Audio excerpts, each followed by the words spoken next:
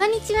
Xbox 専門 VTuber のたくみしーなです。今回は5月下旬に開催された複数のショーケースイベントでお披露目された Xbox タイトルの情報をまとめてご紹介します。ぜひ最後まで見てね。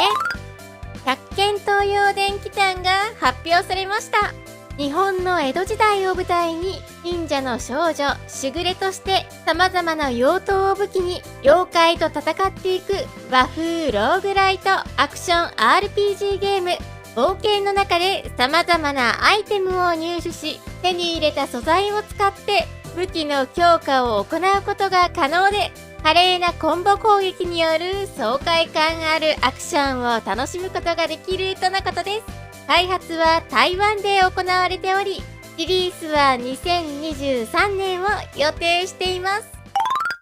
ザ・プラキースクワイアが発表されました。絵本の登場キャラクターとして絵本を支配しようとしている悪者と戦うアクションアドベンチャーゲーム。本作はそんな絵本の中の 2D 世界とページの外にある現実世界とを行ったり来たりしながら冒険し進めていく形となっていて、巨大な絵の具入れやおもちゃでいっぱいの現実世界で新たなる武器やアイテムを見つけて絵本の世界に戻ることで先に進めていくことができるのだとか。とっても可愛らしいグラフィックで作られた独創的なゲームでリリースが楽しみですね。マラソンが発表されました。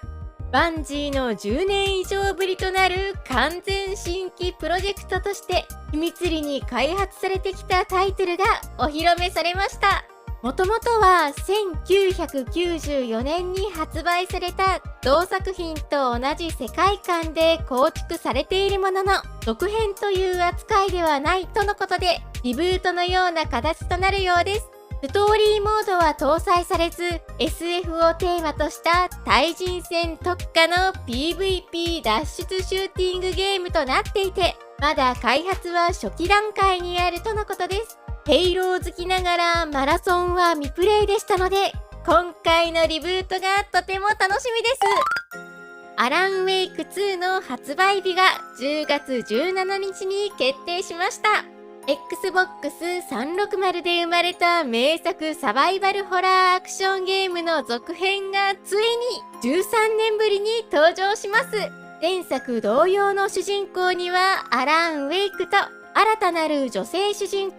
FBI 捜査官のサーガー・アンダーソンとの2人のキャラを好きな順番でプレイし遊ぶことができるとのことです。アンダーソンがとあるホラー小説の断片を発見すると、その内容が次々と現実のものになっていき、やがて様々な出来事が悪夢の渦を生み出していくこととなります。そしてなぜかそれらの出来事はすべて13年前に行方不明になったホラー作家アラン・ウェイクにつながっていて、といった物語になっています。本作はすでに日本語字幕だけではなく日本語吹き替えへの対応も決定していて、全世界全機種でパッケージ版をリリースしないことによって安価での販売を行うと公式に発表しています。前作はオリジナル版は広報互換に対応していますし、リマスター版もリリースされていてとっても出来がいいので、未プレイの方はぜひ2の前にプレイしてみてください。ネバが発表されました。フリスの開発チームが手掛ける新作アクションアドベンチャーゲームです。闇の力によるトラウマを持つ若き女性が好奇心の強い子狼と絆を築き上げていく物語となっています。かつては美しかった世界が徐々に崩壊していく中で狼と協力し関係性を深めていくような美しくも悲しい物語が描かれるとのことです。発売は2024年を予定しています。ティアダウンが発表されました。2023年内にリリース予定です。借金を抱える会社の経営者として悪徳業者から仕事を請け負い、怪しい仕事をしてお金を稼いでいくボクセル調のグラフィックで作られた一人称サンドボックスアクションゲーム。建物の爆破や破壊など様々な解体活動を楽しめるゲームで、どんなものでも粉砕できてしまうのが今作の売りだとか。やりたい放題楽しめちゃうのはとても面白そうですね。アローン・イン・ザ・ダークの発売日が10月25日に決定しました。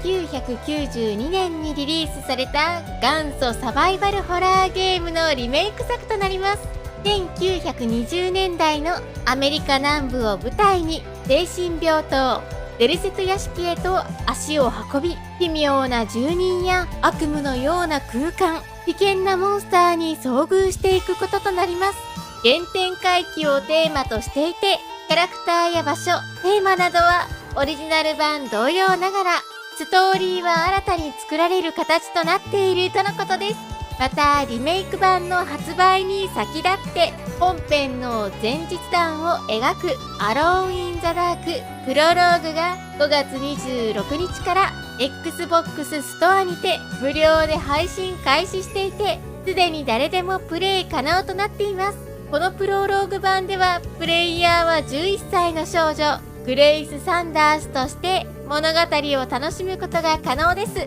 本作はプロローグ版、本編ともに日本語にも対応しています。メタルギアソリッドデルタスネークイーターが発表されました。PS2 でリリースされたメタルギアソリッド3のリメイク作品となります。本作は公式に現代の最新グラフィックとサウンド表現に進化していながら、ストーリーやキャラクターボイスについては全て当時のままとなっていると公表されています。まだ制作の決定発表がされたばかりなので、リリースは先かもしれませんが、今後の続報が楽しみですね。さらに昨年11月にリリースされ、ゲームパスにも対応しているペンティメントが5月26日のアップデートで日本語に対応しました。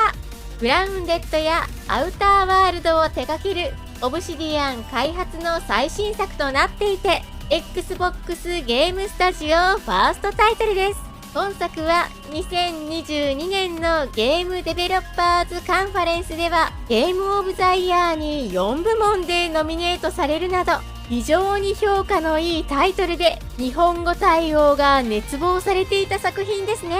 宗教と政治が大きな転換点を迎えた中世ヨーロッパを舞台に、画家として事件の謎を解いていく歴史ミステリーアドベンチャーゲーム。今回日本語対応に伴って新エリアの追加やバグの修正なども行われています。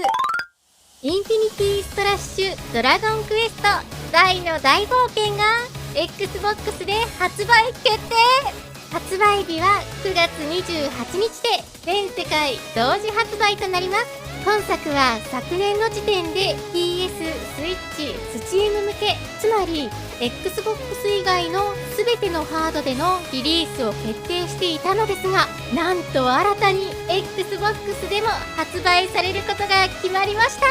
公式に Xbox でのリリースを発表してから Xbox 版のみ中止になるケースは国内版メタルギアライジングやガルガンリターンズなどが過去にありましたが、大手国内メーカーのタイトルで対応ハード決定後に Xbox が新たに追加されるってものすごく珍しいのですっごく驚きましたね。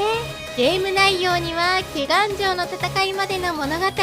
追体験できるストーリーモードと、プレイするたびに敵や仕掛けが変化するランダムダンジョン、記憶の神殿が収録されています。ということで、今回は5月下旬に行われたイベントなので発表された新情報をまとめてみました。私のチャンネルでは今後も Xbox 関連の最新情報をまとめていきますので、よかったらチャンネル登録と高評価していただけるとすごく嬉しいです。Twitter の方でも情報発信しているのでフォローしてね。それではまた次回の動画でお会いしましょう。またねー。